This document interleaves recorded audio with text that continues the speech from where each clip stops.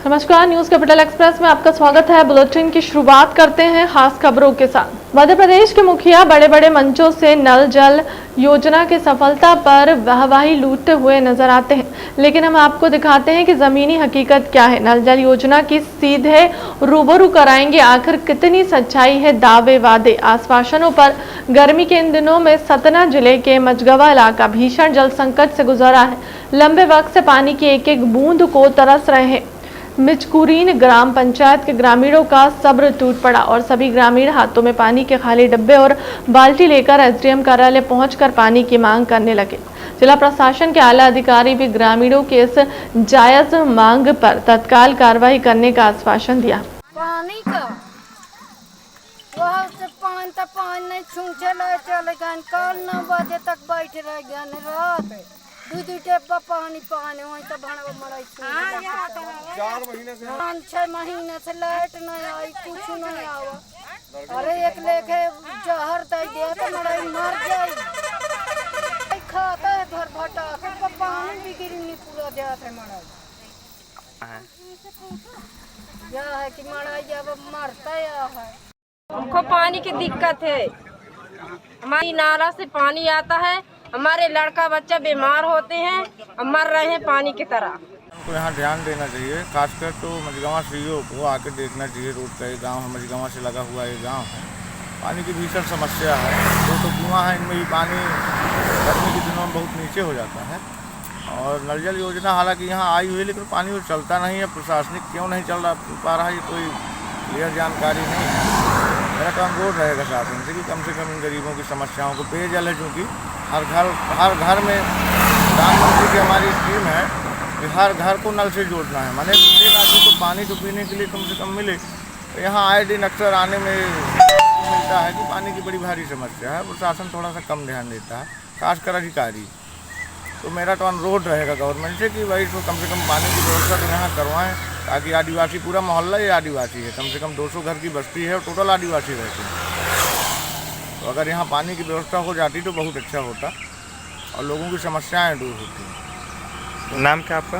राहुल में पानी की समस्या है। वहाँ पाइपलाइन तो बिछी है, लेकिन चूँकि मझगवा टंकी से दूरी भी काफ़ी है और ऊंचाई भी है, इसलिए पानी का प्रेशर वहाँ पहुँच नहीं पाता है। तो 1-2 नलों में ही पहुँचता था। हालांकि उसके लिए हम लोगों ने पहले भी प्रयास किया था कि एक कोई बोर करा के, ये हनुमान जी के पास वहाँ बोर करा के और उसको उससे कनेक्ट कर दें तो प्रेशर हो जाएगा, लेकिन वो आचार संहिता लगने के कारण वो काम हो नहीं पाया।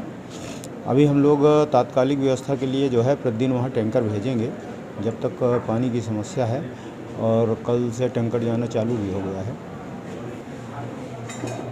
नहीं हो गया, पिंडरा ही देखिए बहुत बड़ा गांव है, बहुत बड़ी आबादी है। तो पिंडरा अपने आप में, और पिंडरा से भी जैसी मझगवा से दूरी है वैसे ही पिंडरा से भी लगभग दूरी है, और वो हमको लग रहा है उधर से भी इधर ऊंचाई में ही है लगता है। तो शायद उससे कोई हल न निकल पाए। तो फ़िलहाल हम लोग अभी तो यही कर रहे हैं कि टैंकर से पानी भेजेंगे, और जैसे ही कुछ अगर होता है तो एक बोर बीच में कराएंगे और उसको उस लाइन में कनेक्ट करेंगे। ओपन वेब एक्सचेंज के माध्यम से धोखाधड़ी और सट्टा खिलाने वाले आरोपी सतीश पाल पर एक मामला वार्डगंज थाना पुलिस ने दर्ज किया है। कपड़े प्रेस करने का काम करने वाले युवक के आधार कार्ड, पैन कार्ड में हस्ताक्षर कराकर फर्जी फार्मों के नाम पर बैंक खाता खुलाकर सकते की रस्म कल लेन देन करने वाले आरोपी सतीश सनपाल और उसके गुर्गे विवेक पांडे और अमित शर्मा के विरुद्ध लाडगंज थाना पुलिस ने एक और मामला दर्ज किया है। प्रमोद रजक ने मदन महल थाना पुलिस को शिकायत दी कि वह कपड़े प्रेस करने का कार्य करता है।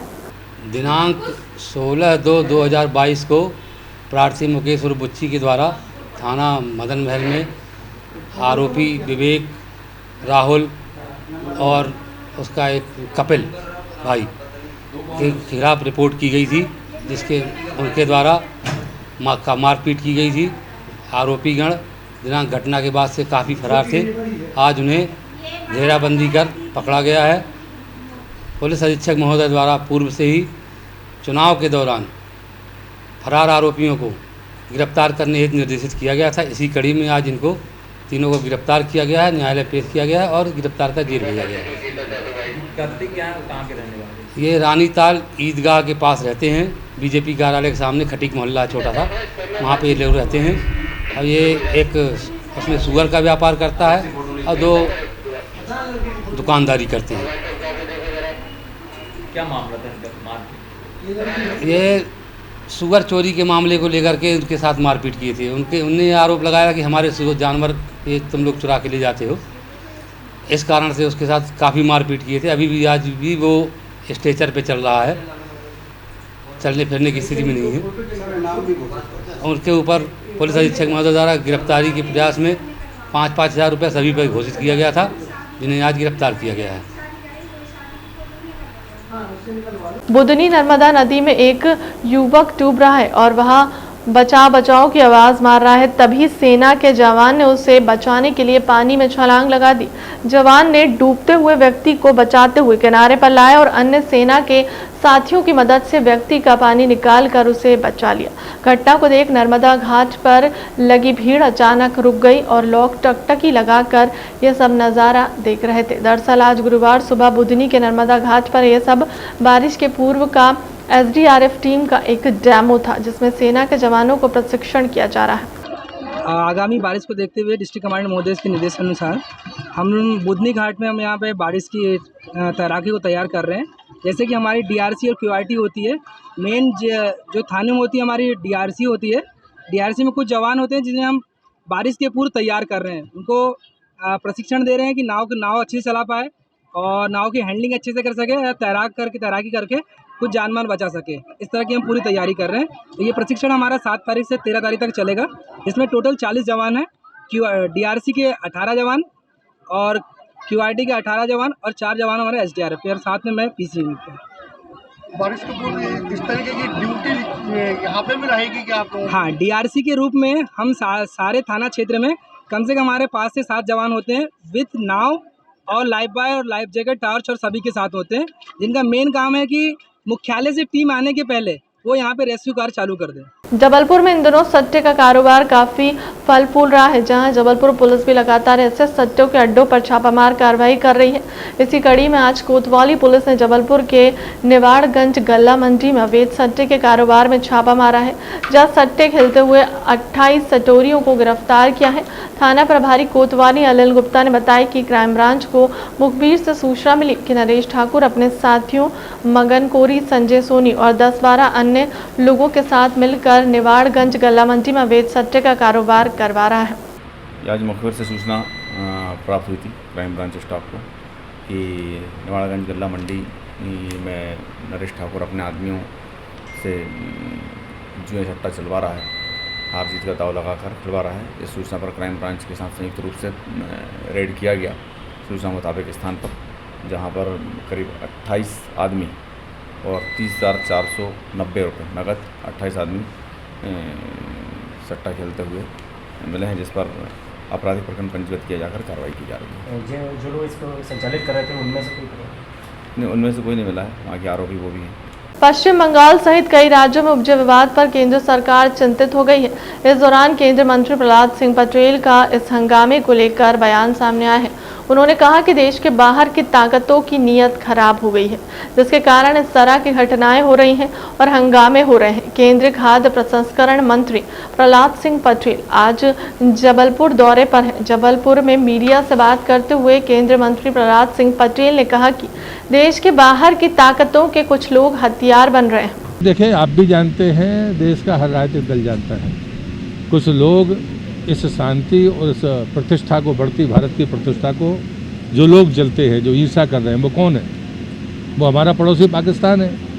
धर्म के नाम पर कुछ उन्मादियों को उपयोग करते हुए अगर कोई इस रास्ते पर जा रहा है, देश को सजग होना होगा। सरकार तो सजग है, कानून के दायरे में जो हो सकता है वो सरकार करने वाली है, लेकिन हमारी इस मिलीजुली संस्कृति का, जिसमें कहीं टकराव नहीं है, वहाँ ये परिस्थिति पैदा कर रहा है। ये देश के लिए चुनौती है और चिंता का विषय भी है। हम सबको मिलकर इसके लिए सजग होना होगा। आम आदमी पार्टी के साथ वैसे अपनी ज़मीन तलाश रहे हैं मध्य प्रदेश। मुझे ऐसे लोगों पर टिप्पणी नहीं करनी। कांग्रेस के तमाम जो सांसद हैं वो ईडी नेशनल हेराल्ड मामले में घेराव प्रदर्शन करने की तैयारी कर रहे हैं, क्या कहेंगे? मुझे लगता है कि संस्थाएं बनती हैं, उनमें अगर कोई आर्थिक अनियमितता है तो उसको ढाल पार्टी को बनाने की ज़रूरत नहीं है, जांच में शामिल होना चाहिए। यदि हम गलत नहीं किया है तो कुछ नहीं होगा। हम आपको बता दें कि दिल्ली और पंजाब से अपने पैर जमाने के बाद आम आदमी पार्टी अब मध्य प्रदेश में भी पूर्ण रूप सक्रिय हो गई है। नगरीय निकाय चुनाव की तैयारी कर रही है। आम आदमी पार्टी के प्रदेश कार्यालय में आज सदस्यता अभियान चला रहे हैं। साथ ही नगरीय चुनाव को लेकर प्रत्याशी की सूची भी तैयार कर ली जा रही है। आम आदमी पार्टी के प्रदेश अध्यक्ष पंकज सिंह ने बताया कि आम आदमी पार्टी सीधी जनता से जुड़ी हुई है। राष्ट्रीय अध्यक्ष अरविंद केजरीवाल के मार्गदर्शन में लगातार पार्टी काम कर रही है। साथ ही उन्होंने कहा कि आज आम आदमी पार्टी का मकसद सिर्फ पैसा कमाना नहीं है, बल्कि जनता को विश्वास में लेना है।